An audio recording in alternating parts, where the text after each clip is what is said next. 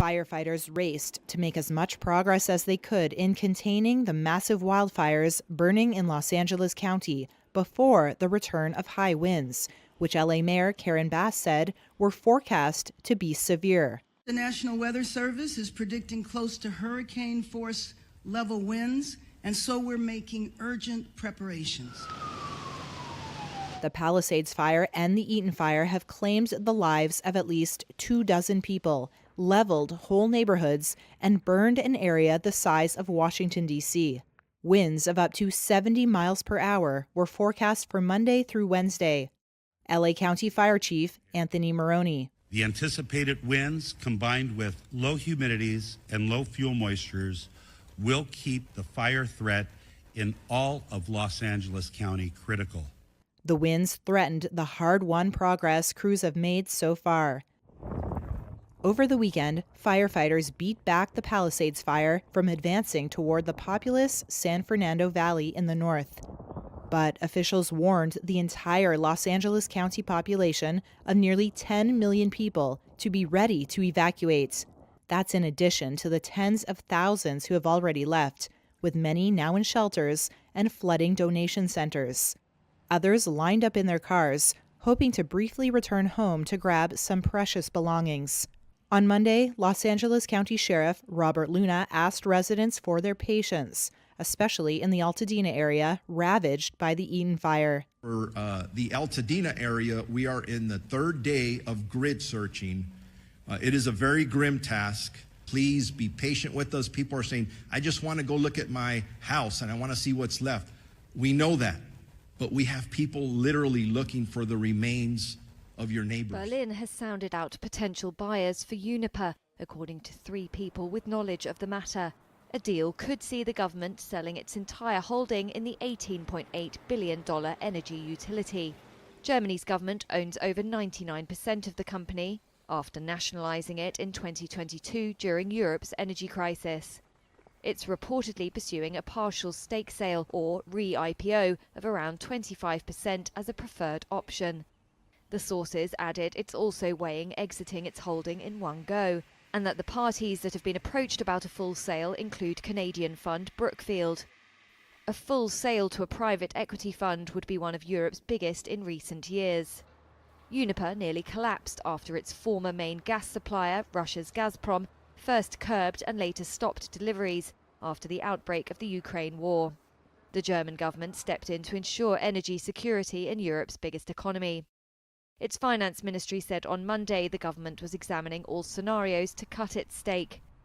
It reiterated that the leading option for the reprivatisation was selling shares via the equity market.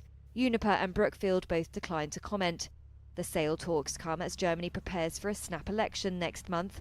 While a new government's plans for the holding are as yet unclear, it will still be held to EU regulations, obliging it to cut its Uniper stake to a maximum 25% plus 1 share by 2028. Apple has abused its dominant position and cost British consumers up to $1.8 billion. That was what a London tribunal heard on Monday. The US tech giant is accused of charging app developers an unfair 30% commission through its App Store. Apple faces a mass lawsuit brought on behalf of around 20 million iPhone and iPad users in the UK. They were allegedly overcharged for app purchases. Apple argues the case is meritless.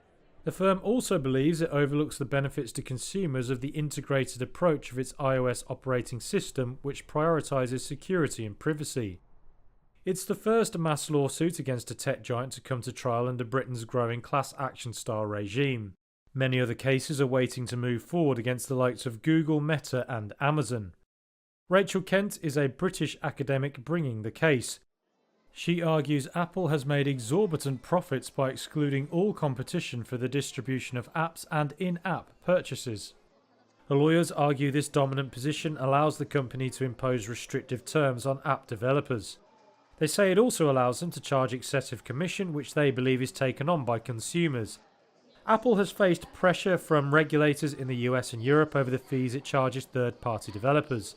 The firm argues 85% of developers do not pay any commission at all. The trial is due to last 7 weeks and expected to hear evidence from Apple's chief financial officer later this week. TikTok's US operations might soon have a new owner, Elon Musk. Chinese officials are said to be considering allowing the sale of the social network to the billionaire. That's according to a report by Bloomberg, citing people close to the matter. It says a sale to Musk is one option under consideration if the company fails to fend off a potential ban in the US. Washington has set a deadline of January 19th for parent firm ByteDance to divest TikTok operations in the country. US policymakers claim the social network is a risk to national security, given its access to vast troves of data on American users. That's something the company has always strongly denied. Now Bloomberg says China would prefer TikTok to stay under the control of ByteDance, in which it owns a so-called golden share. But if that isn't possible, one option under consideration is reportedly for Musk's social media platform X to take over its US operations.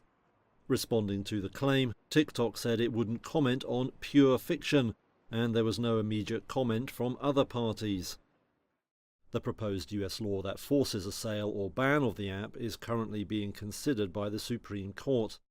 Last week, TikTok lawyer Noel Francisco said he was hopeful of a good outcome for the firm. The justices are extremely engaged. They fully understand the importance of this case, not only for the American citizens of this country, but for First Amendment law generally and the rights of everybody. However, experts say the justices seem inclined to uphold the law, putting their focus on national security concerns.